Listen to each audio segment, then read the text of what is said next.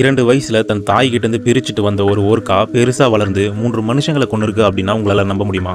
1983ஆம் ஆண்டு ஐஸ்லாந்து நாட்டு கடற்பகுதியில 2 வயதான டிலிகம் அப்படின்ற ஒரு ஓர்கா குட்டியை பிடிச்சு கனடால சீலாண்ட் ஆஃப் த பசிபிக் கடல் உயிரியல் பூங்கால விடப்படுது. சீலாண்ட்ல விடப்பட்ட அடுத்த 8 வருஷத்திலேயே பிப்ரவரி 20, 1991ல அங்க பார்ட் டைமா வேலை செஞ்சுட்டு இருந்த கெல்டி பர்ன் அப்படின்ற 20 வயதான ஒரு மாணவி தவறுதலா அந்த டிலிகம் இருக்கிற தொட்டில விழ ஓர்கா தண்ணிக்கு அடியில இழுத்துட்டு போனதுனால மூச்சு திணறல் ஏற்பட்டு இறந்து போயிருக்காங்க. அண்ட் அவங்களுடைய உடலையும் 2 மணி நேரம் கழிச்சு தான் எடுக்கவே விட்டிருக்கு.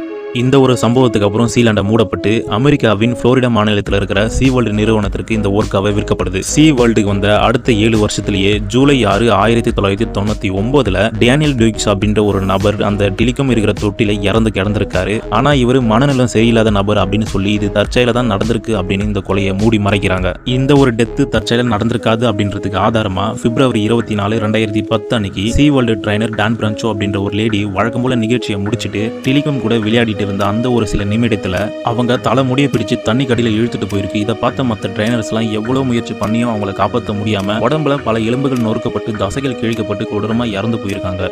இந்த ஒரு இன்சிடென்ட்டுக்கு அப்புறம் சீ வேர்ல்டுல ஓர்கா நிகழ்ச்சியை கம்ப்ளீட்டா தடை பண்ணப்படுது.